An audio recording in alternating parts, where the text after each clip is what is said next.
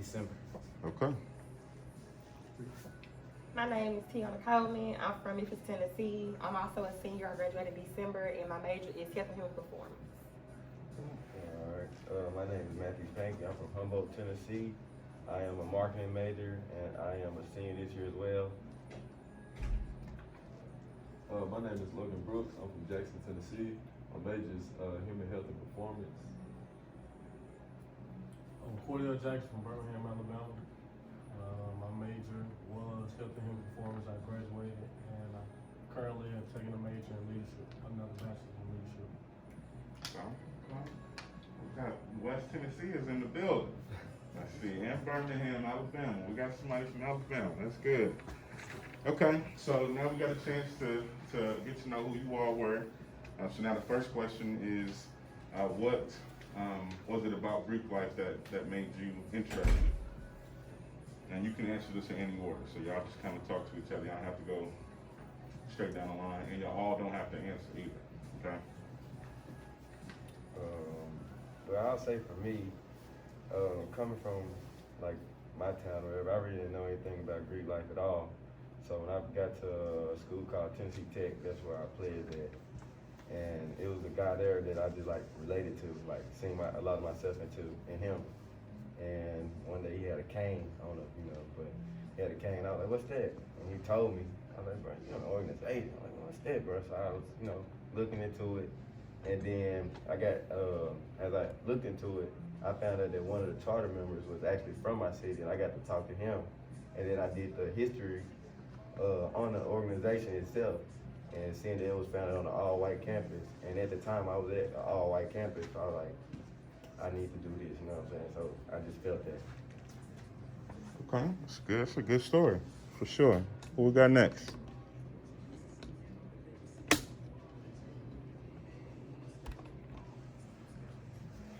Anybody else? For me, I'll just say that growing up in Memphis and like not going to like the best high school and just coming to college and seeing just like a great group of like young women just doing like their best on campus, doing community service, great events that like really reach out to you and interest you. I just feel like there was something that I wanted to get involved in, because it's like often when you see great people doing great things, you should want to like get involved also. Okay. Anybody got any family members that work Greek? Yeah. Was it uncle, dad? My pop. Your pops? Yeah. Okay. So you grew up around it. Yeah, I was raised on it, so for me, a lot of the guys I seen like throughout my whole life, I seen the example they said. A lot of them raised me, helped my pops out. So Yeah. it was a different kind of connection for me. It was kind of home from the start. Gotcha. What school did your dad come to? UTC. Okay. Gotcha. So that is what we call a legacy. If your dad or uncle, or basically anybody that's in your family that's older than you would count as a legacy. And so that is what we are trying to create here with this generation, because I do think that it's interesting, even with the panel of 6, that only one is an actual legacy. So that just means that maybe so for instance, so you are a legacy from your father, but he went to UTC. Now we are trying to create an atmosphere to where your kids will now come to Austin P and be a part of your chapter, you know what I mean? So that's kind of what we hope to get to, for sure. Let's see, what was it about your particular organization that intrigued you? So we already know his answer. He kind of grew up in it and was kind of raised around it. But what about you all? And we kind of got your answer too as well, Matt. But what about you others that interested you about your actual organization? We kind of got yours too, Tiana. You kind of answered yours as well. And Kia, what about you? Basically, like where I'm from, I see a lot of signals like they giving back, helping out the community. And I always feel like I could be a part of it. Gotcha. And you from Bolivar, right? Yeah, I'm from Bolivar. Gotcha. So Bolivar is obviously a Sigma Small city. town, yeah, so that's all I see out there. Gotcha. Okay. What about you, Logan? I can say a little bit of like what JoJo said. My uncle, he's Q, and I had a few coaches in the past from high school and middle school that were also part of Omega Psi Phi. Mm-hmm. And being around those guys, like, helped me, you know what I'm saying, critique on a little bit of what I want to do for the future. Right? Gotcha. Okay. Anybody else? Go there. It's really the same for me. One of my biggest role models is my coaches. And my coach was an Omega man, so he really like paved the way for me, set the example, and I was just like, that's who I really role model. That was my role model, so that's who I looked up to. So I feel like I could be just the man he was, and even better. I feel like this was past go. So this question is actually pretty cool because it almost touches on the way that we naturally recruit. Because we aren't, as NPHC organizations, we're not big on like recruitment. You know, we do it in different ways. We do it by simply being a part of the community, being active in the community, giving back to the community. And so you'd be surprised at us, even an elementary kid, seeing those colors and being able to associate those colors when they get older and get into college. They can remember that. Like in second grade, I remember they came to my class, or you know what I'm saying? So I think that it's pretty cool that you all said that it was a coach or somebody that went to your high school or that worked at your high school that kind of helped you at least start the research process of like, maybe this might be something I'm interested in. But your coach would never tell you that you need to be an Omega man, right? Mm-hmm. So it was just because of how they carried themselves that made you kind of interested in the organization. Okay. So now, do you feel like your org is as active as it could be on campus? Anybody can answer that. Well, speaking from my organization, well, I'm sure all of us had trouble this year or last year due to COVID. Mm-hmm. So of course not, because I mean, all of us had like different rules we had to play by. So I would definitely say no. But I mean, are we trying to get as active as we can going forward? Yeah, for sure. That's a good answer. I feel like there's always room for improvement, no matter where you're at. Oh yeah. Especially like you said, coming back from COVID, us rebounding, and a lot of us is getting our first year out. You know, we still learning things. You know? Mm-hmm. So it's kind of like we're working overtime, but like we can all do better after like doing other events and things. Yeah. What about, so real quick, let's go across and tell me when you were initiated, because that does matter too. Because some of you all are fairly new and came through in COVID, and so this is your first opportunity to really do in-person events. Period. So let's start over here and tell me when you actually crossed. Across spring 21. So spring 21, okay. I crossed fall 20. Fall 20.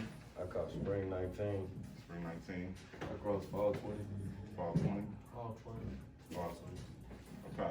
Okay. So that does make a big difference. I mean, really, spring 20 is when COVID truly hit, and it shut us all the way down. And so I think it also showed how important we as people of color like to be connected in person.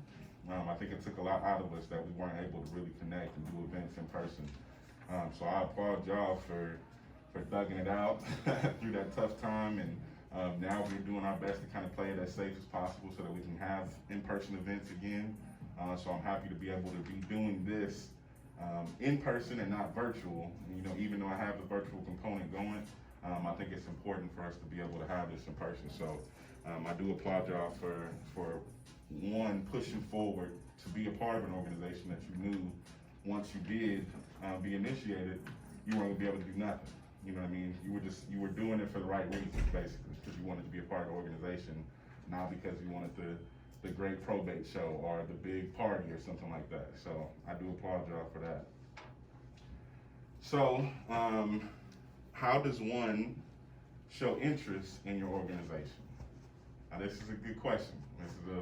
I need everybody to answer this because it's different for the different organizations.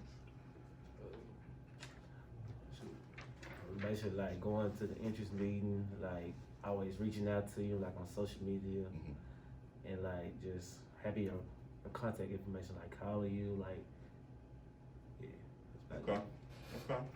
I would say most of our events are always posted on our Instagram page, or we have flyers and everything. So I would just say like being active and like actually going to the events, participating, actually showing your interest, and like being consistent. Mm-hmm. That's what I say. I definitely say the same. Being consistent, actually letting the person in the organization know, like maybe not tell them I'm interested, but like they know that you're interested because you're always there, you're always talking to them and communicating or whatever, and being at the event. So definitely, that's one of the ways you can show interest. But I wouldn't say go to them and tell them. You know what I'm saying? I can say a little bit of what he said. Consistency is key. Once you see like we're having events and everything, just constantly pop up, show your face. You know what I'm saying? Don't say, you know what I'm saying, what you want to do, but just show love in a way. Because if you don't show that love, we won't know you're interested for real. Like, we're not gonna come chase you, you know. So just make sure you show interest. Come out to the activities, you know. Just be around. You know, you're not gonna do nothing to nobody. We all friends, so just come around. That's the biggest step. Yeah, I think that's important as well. Having those events, one, it makes you not just a name on a paper. So being able to connect a name on a paper with a face is important. So if I know that I've seen you at 2 or 3 of our events, and I see your name on the paper, I'm like, okay, yeah, I met dude before, he's cool. Or I met the young lady before, she's good, she would be an awesome member. So I think that that's important. And I think that making sure that you're a part of the different social medias, of course. Instagram is right now the best one. One, it's good because it connects you directly with a face, okay? So if you join or follow the Delta's page, they may be able to follow back and look and see who you are. So next time they see you on campus, they might be able to speak and say, hey, how you doing? I seen that you just followed the page, so on and so forth. And so that might help as well. Especially since we're not able to have a whole bunch of events, you know, right now, we have to be smart about our events. But yeah, that's definitely a big way to show your interest is by going to the events. Can I ask a question? Yeah. So like, is there a history behind not like going to someone specifically and being interested in it? That's a good question. And it might be a little bit, since we have a younger group, it might be a little bit of, I don't think there's any specific history. And which is also why we're having this event on this campus, because at a HBCU, you learn the culture of Greek life within your first 2 weeks on campus. Like, you already know, hey, if they're strolling, don't hop in their line. Like, those are things that you learn on a HBCU that you don't learn at a PWI. But when it comes to these organizations were, for the most part, built out of struggle, and from struggle to kind of help bring us together. And to also, that's why they have GPA requirements, because it's supposed to be kind of the cream of the crop. And so they were supposed to be the organizations that were sought after. And on specific campuses, they were able to be sought after. Here, it's a little bit different because you have a little bit more of an option. We're also out of segregated times where it's not as racially crazy as it used to be. For the most part, I'll say this for me specifically, you are supposed to seek membership. Like, you are supposed to go to them and you learn to love the organizations based off of their program. If you're not a legacy that was born and raised with a certain organization, you go to a specific campus and you see what programs they're putting on and what events they're putting together and how friendly the members are, and then that makes you want to seek membership. And so I don't think there's a legit history behind why we don't recruit the same as some of our other white organizations, but it's really because it's supposed to be kind of an exclusive group that you seek and show interest to be a part of. And so, y'all have another answer? Yeah, I agree with him. I just feel like it's just culture, you know what I'm saying? Like, from when it started or whatever, like being discreet or whatever, you know what I'm saying? So that's why there's no real history though. That's a good question though, because there is a huge difference between our organizations and our Panhellenic and IFC organizations, so our other white traditional Greeks, because they are seeking numbers. And another thing that's a big difference between our organizations is ours, you're a member for life. They may be a member for 1 year and then drop off and then say that they used to be a this. Like, that's something that is different about our organizations. Once you join our organizations, you are a member for life. And so because of that lifelong membership, it's a little bit more of a prestigious thing to us as people of color. And so that's why we would like for you to come to us instead of us always coming to you.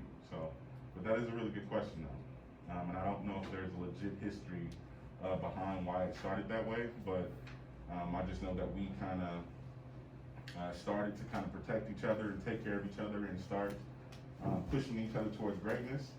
And then we wanted people to seek being a part of our membership instead of us seeking out people. But I do know that that does happen. It does happen on small levels.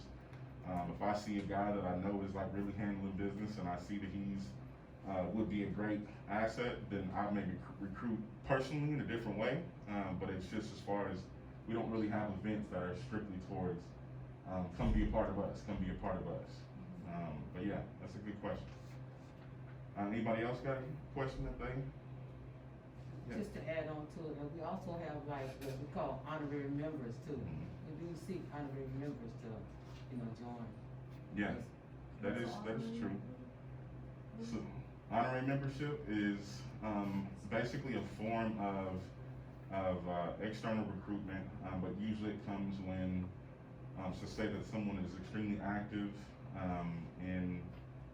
with social justice or extremely active as a celebrity and like really doing things for the community, then an organization may actually seek out their membership and say, hey, we'd love for you to represent our organization and be a part of this. And so not all organizations don't have it. Cap Alpha Psi doesn't have honorary members, but do y'all have honorary? And Delta does. And Delta does for sure. I know AKA does. I don't know if the Sigma have honorary members. Mm-hmm. So then we might be us. It might just be us are the only one that doesn't have honorary members. Do you know any of your honorary members? D.L. Hughley. D.L. Hughley, okay. So D.L. Hughley, probably not the old comedian D.L. Hughley, but then once he became Steve Harvey's honorary? Okay.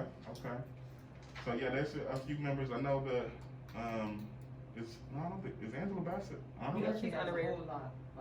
Auntie Beth is not. She is honorary. honorary? She's honorary. Okay. We had a whole lot of them. Yeah, it's plenty of them, which is something I could probably even pull up on YouTube, just honorary members of different organizations, and it's a long list. But some of them also, some of the celebrities who became celebrities also went through undergrad as well. And so, what's my guy's name from 106 Park? Terrence J. Not the other one. I know what you're talking about. Not AJ. AJ is an honorary member, but Terrence J went through undergrad. So if y'all know who Terrence J is from Think Like a Man, trying to think of other. I think Bill Clinton is an honorary member of Phi Beta Sigma. Who else is honorary that I can think of? Or who are some famous people who went through undergrad? Is Michael Jordan honorary? Yeah, Shaquille O'Neal. Shaquille O'Neal's honorary? Gotcha, okay. Well, so yeah, we do have those members as well. So if you are super active in the community as a post-grad, then they can seek membership and say, hey, would you like to be a part of our organization? So that does happen as well. All right, we kind of touched on this question a little bit, but is it okay to ask a member about joining? If so, when and where?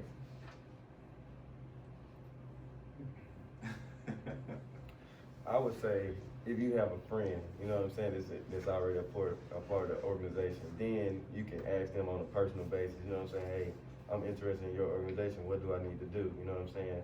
So it won't be looked at like, oh nah, you just came up to a random group and asked that question. So all of us would be looking at you like, nah, you ain't supposed to do that, you know what I'm saying? But if I'm your friend, I'd be like, hey, you trying to do this, then this is what you need to do. You know what I'm saying? I can really give you some insight on it since I'm in here. That's So what I would maybe say. not at an event. Yeah, not or in a the program. event, no. But so that's why it could be important to build a personal relationship with the member and get to know them on a personal basis, and then you feel a little bit more comfortable about expressing your interest. Because I always say there's no such thing as a bad question as long as I know the foundation is in the right place. And so I will never turn anybody away that I've already built a relationship with, even if they ask me a question that seems weird, and probably from anybody else I would take it the wrong way, but from them I know it's coming from a genuine place. And so, yeah, I think that that's probably the best thing, not an event, okay? Come to the event, show up, show your face. There's nothing wrong with introducing yourself at an event. I think that's ideal. Just introduce yourself and, hey man, how you doing? My name is so-and-so, and I like what y'all doing here. That's all you gotta say. And then later on, they'll see my name on the paper and be like, okay, yeah, that's the guy that introduced himself. And so I think that's kind of the right way to do it. But never at an event do you want to say, hey, I want to be a so-and-so. Another thing we'll probably touch on that I think it might be common knowledge at HBCU, but here it might not be. But talking about your interests with others.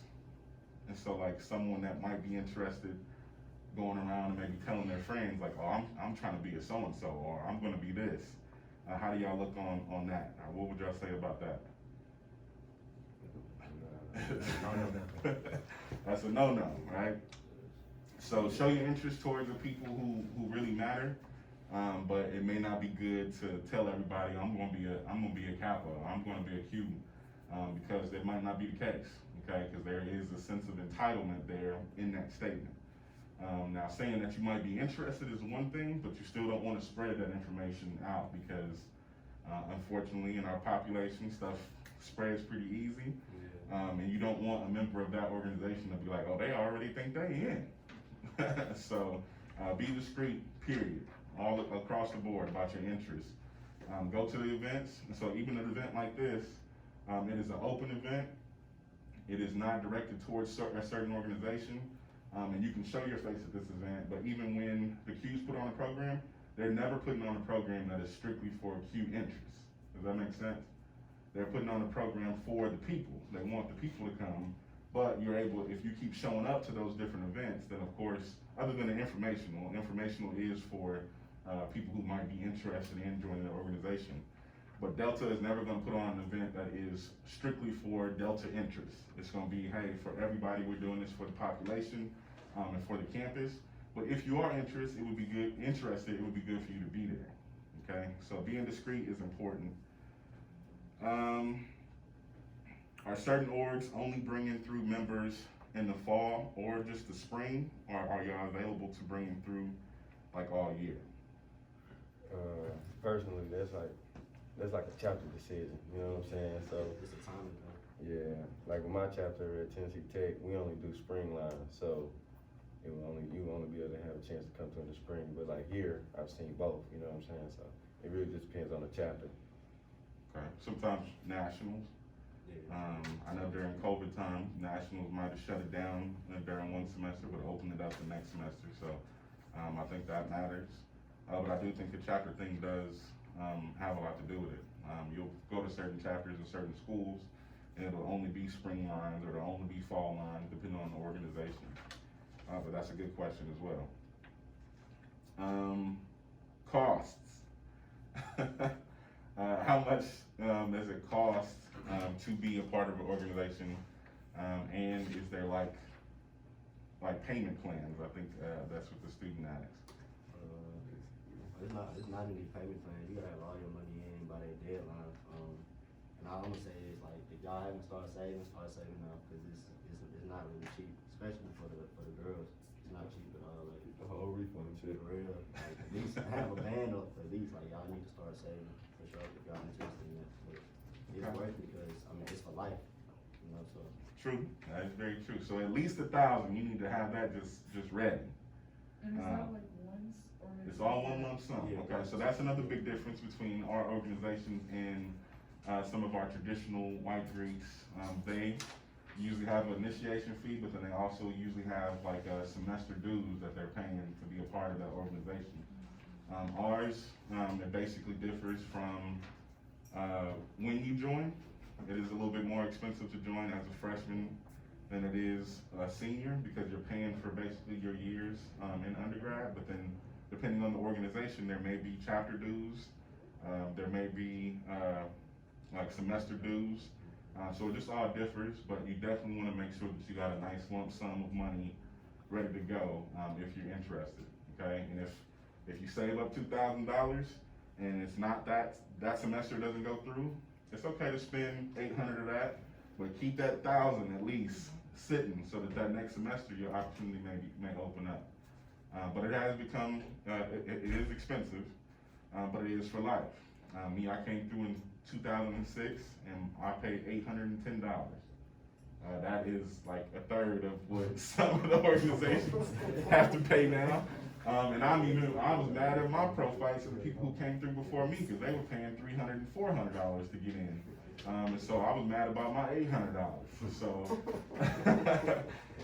so they probably looking at me like $800. They probably mad at me. So it does go up, but it's something for you to just. It's another way of you showing your interest as well. Like, hey, I've saved up enough money so I can do this. This is important to me and it's serious. So yeah, I think that we're not going to say the exact cost for each organization because they do differ. I think that some of that information may be available online, possibly. And that's another thing that I would probably say to any people that are interested is to do as much research as you can on the national level before you even look too much into the actual chapter. Because a lot of the information that you might seek may be on the actual website. Okay, but that's also another way of you showing your interest is that you have studied the website and you can say, hey, I know that you all. I came to my organization knowing that we had 10 founders, and I knew it was 1911. But that's it. That's all that I knew. I was a young kid from Inglewood, California, rough around the edges, and I just knew that I was interested. But realistically, I should have probably came to the table with a lot more information. And if my grades weren't what they were, because they saw the rough exterior, but they saw that my grades, I had a 2.95 or 3.0 at that time.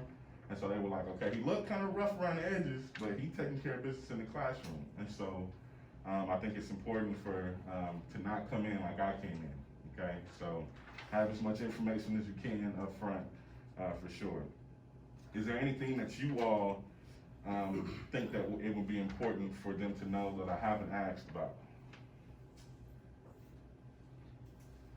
Does anybody have any questions, any other questions in here? No?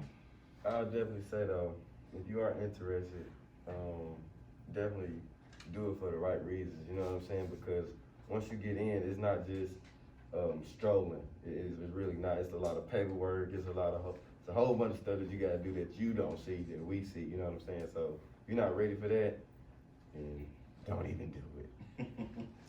They definitely say that the work begins once you join, okay? So it ain't just the fun part that you might see. It is a lot of paperwork, but it's a lot of work, period, and a lot of hoops that y'all have to jump through. Even I didn't have to jump through. Just to be able to put on an event, there's paperwork that has to be done. So that's why you all don't see a million events by all the different orgs, because there's so many hoops that they got to jump through.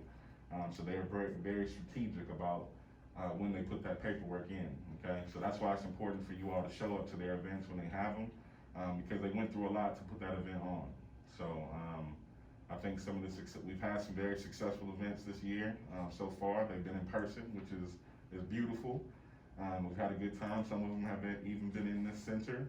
So I appreciate y'all using this space. But yeah, if y'all don't have any last statements, I'm not gonna keep y'all too long.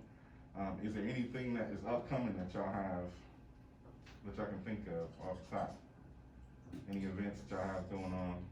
Yes, we have a food drive partnered with the Road Kappa chapter of Omega Psi Phi Fraternity next week. We'll be collecting canned foods, like donations, just a food drive to donate everything to less and underprivileged families in Clarksville and Asheville, and we'll be collecting donations in the UC Monday through Friday, 11 to 1 next week.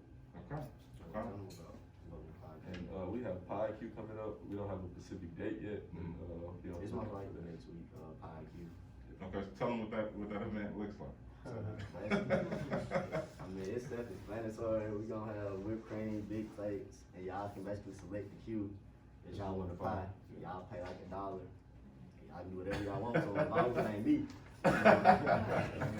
So that's a fun event. It's always, it's great on every campus. I made $60 alone, and it was $1 per plate. And everybody loved me, but they hated me on the low. So when they got a chance to get that pie, they made sure. And it was only $1 too. They was like, I'll take 5 of them. And boom, smashed me in my face. So it's a fun event. It's always great for social media.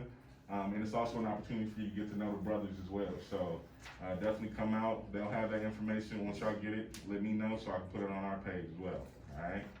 Anything else?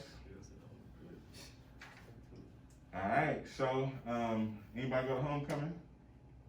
Homecoming folks. A few folks are coming. Y'all finally got even my sophomores, like I said, unfortunately y'all are still kind of freshmen because y'all didn't get certain things last year. But I'm happy y'all got a chance to experience homecoming.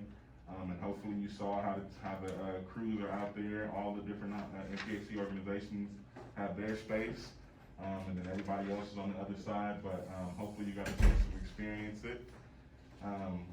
Everybody say hi to Dr. Gibson. Hi, Dr. Gibson. Dr. Gibson is a member of the Zeta Phi Beta, so I'm happy that she showed up here. We were about to close the event, but any last statements from anybody? Okay. Well, thank y'all very much for my panelists for being a part of this. I appreciate it. Y'all speaking on behalf of y'all letters. We appreciate that. We got food in the back, so help yourself to Jimmy John's. Take 1 or 2 if you would like. They are half sandwiches, so take 2 if you would like, and then we have the drinks for you all as well.